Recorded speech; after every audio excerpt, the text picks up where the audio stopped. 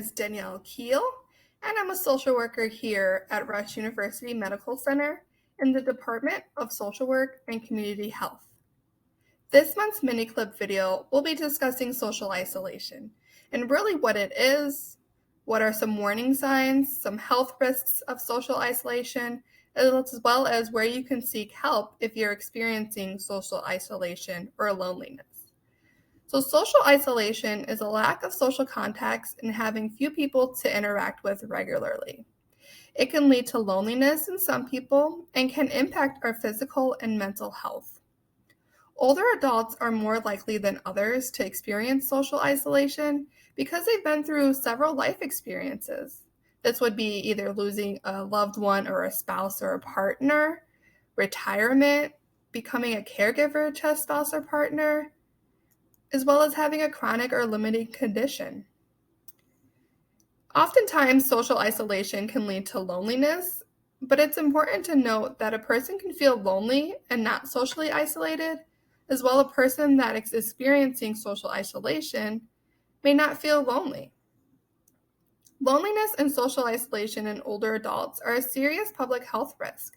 It affects a significant amount of people in the United States, putting them at risk for dementia and other serious medical conditions. More than 1/3 of older adults aged 45 and older feel lonely, and nearly 1/4 of older adults aged 65 and older are considered socially isolated. Now, some common risk factors to increase the social isolation and loneliness is because you may have a chronic health condition or hearing loss, major life transitions, health disparities, an impairment via sensory, cognitive, or physical, age, limitations to transportation, as well as where you live. If you're living in a higher crime area, lower income area, even a remote or a rural area would increase your risk for social isolation.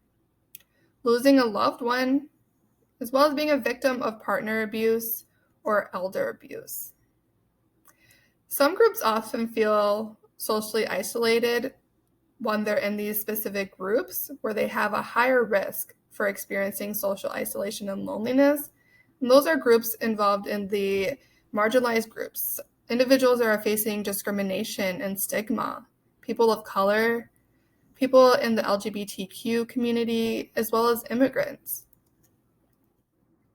Now, it's important to note that social isolation can lead to health impacts, including infections, obesity, heart disease, disruption in sleep, depression, anxiety, longer hospital stays if you are admitted, as well as cognitive decline.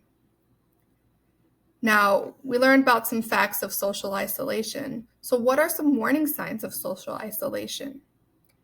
Well, if you or someone that you know is experiencing any of these warning signs, it's great to go ahead and make an appointment with your medical provider or your mental health professional to discuss social isolation and what you can do to help treat that. But some warning signs are a lack of friends or close coworkers, often feeling depressed or lonely. You're canceling plans frequently or feeling relieved when plans are canceled. Avoiding social interactions, feeling distressed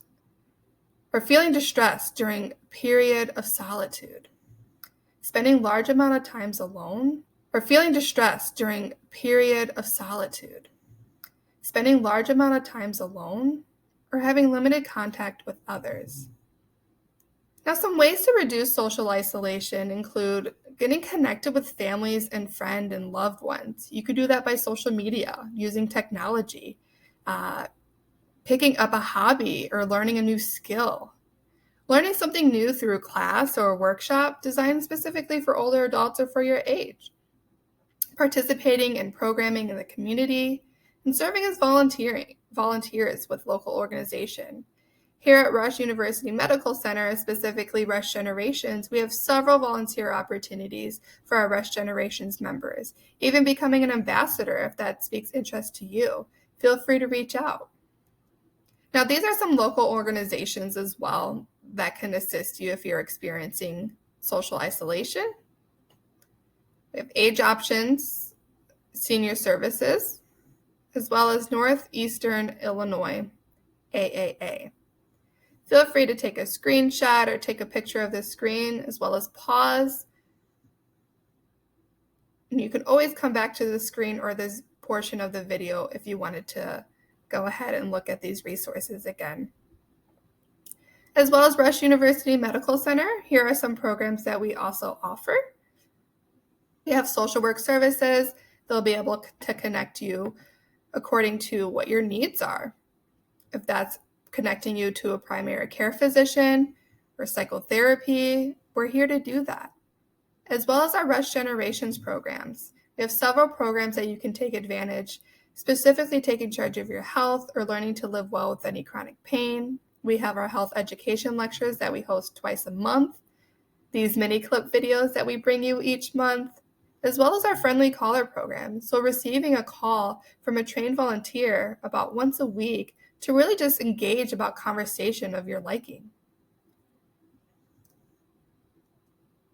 I hope this mini clip video provided you an abundance of information today, and now you learn a little bit more about what social isolation is, and you have some resources to seek help if you're experiencing social isolation. Thank you so much.